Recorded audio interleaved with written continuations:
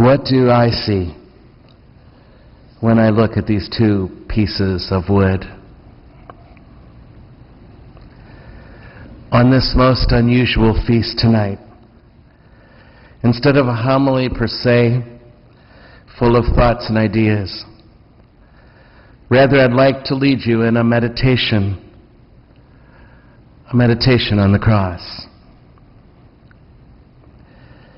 We will lower the lights and be in silence for a full minute, and then I will begin to speak in the words of a meditation that filled my heart earlier this week. Meditation is not so much to be attended to in all of its words. It's rather to experience those words while you're looking at something in particular. And perhaps when you hear a phrase or some note that strikes a chord with you, perhaps to just stop right there and just hold that. Dispense with the rest of the words maybe, and stay with whatever struck you the strongest, perhaps. Or you can let the whole thing work on you at one time. And as the meditation ends, we will remain seated, or you could choose to kneel if you'd like, for one more full minute of silence. And then the table will be prepared so that here on this altar, on this our altar, the mystery of that cross and its saving grace will become utterly available to us sitting here tonight, not just for our sake, but for the sake of the world.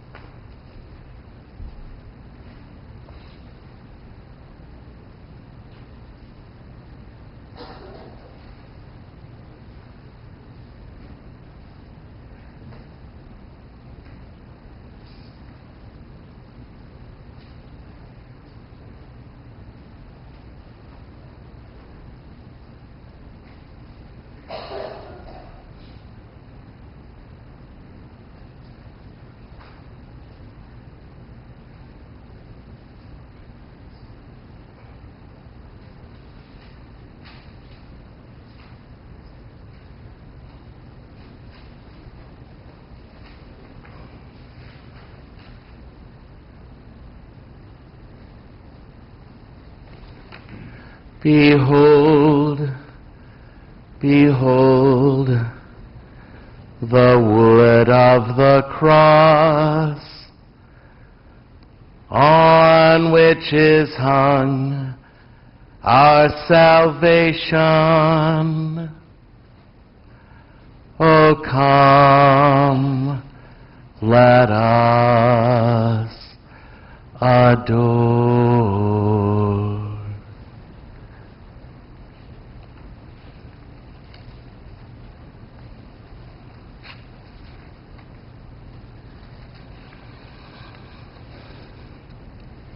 What do I see when I look at these two pieces of wood? What is this strange and uncouth thing? This sign of an incomprehensible contradiction, a Roman instrument of hideous, shameful death, become the instrument of our salvation.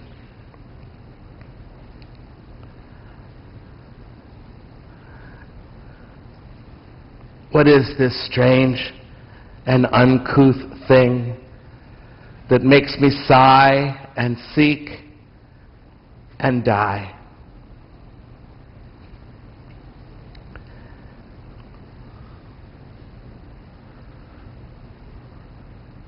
I see you everywhere.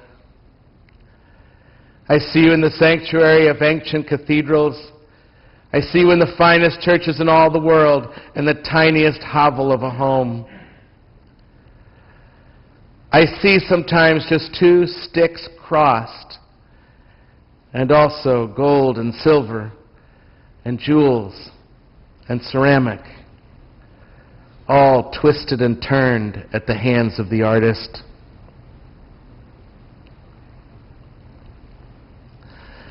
I see you replayed on the chest of the finest ladies in the land, and catching a glint of the streetlight, I see you on the chest of a prostitute waiting on a street corner. I see you in gang tattoos, and I see you in that student years ago now, who in a fervor of devotion tattooed the cross in 1 foot by 2 feet on his chest.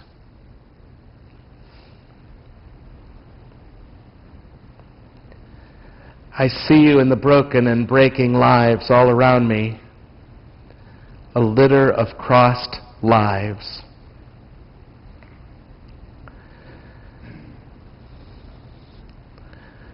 And we trace your form across our torso whenever we gather and begin to pray,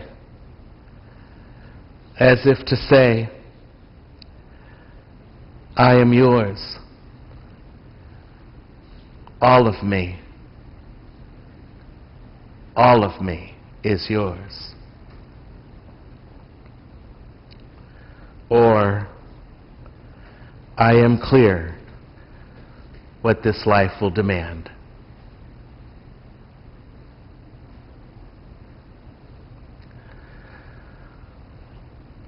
O cross, are you where God hides? Behind and inside a cross? Indeed, God hides in every suffering of our human family and in my own. But most especially, God hides most kindly in the suffering we do for love. If this is where the fullness hides, if the perfection of love is to be found in you, O cross, then why do I look anywhere but to you? Cross, now holy, forever ours. O cross, you remind me unrelentingly that I am in all, a weak, disabled thing. You remind me in no uncertain terms that death is certain.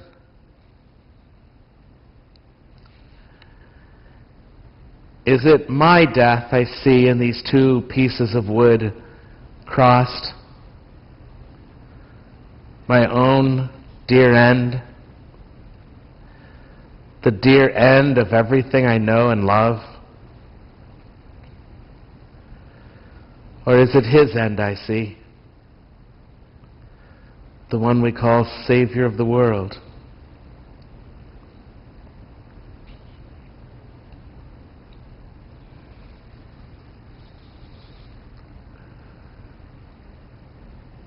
Blood-letting cross. You are what happens when I dare to love another human being up close.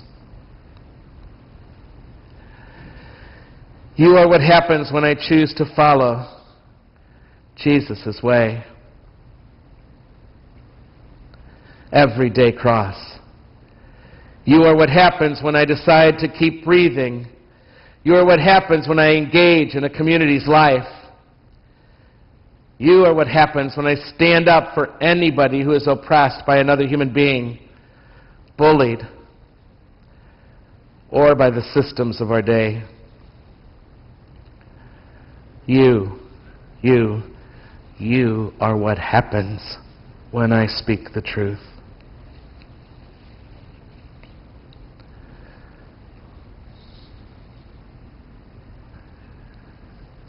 Cross, do you beckon me? What is it you want?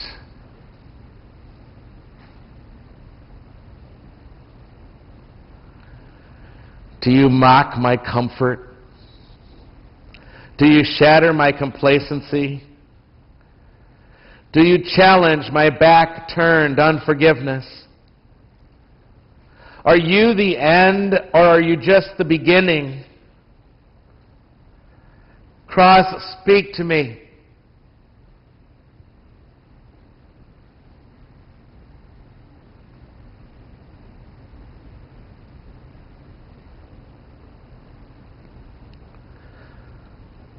Why do you beckon me?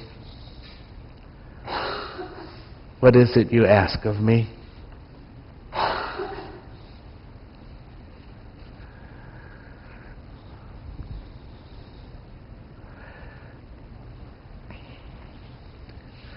For Jesus' friends in his day, you, naked cross, made of their hopes a torture. But for me and my friends in my day, you make of my tortures a hope.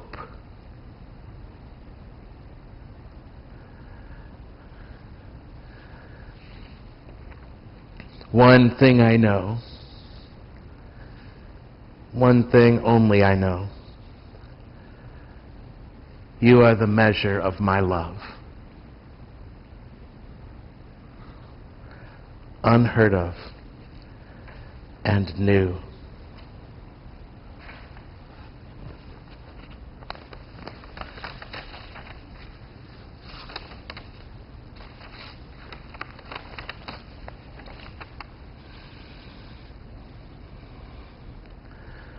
What helps us exalt in you, O cross, this holy feast, that you are the stuff of my transformation. Embrace this, and we get that.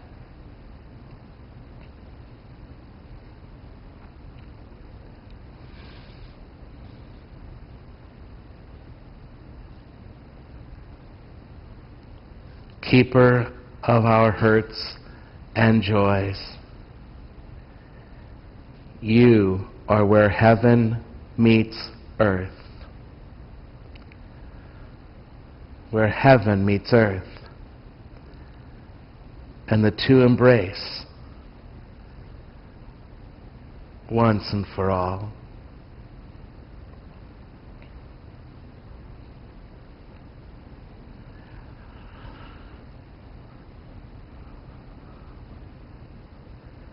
How can such a strange, uncouth thing be so beautiful?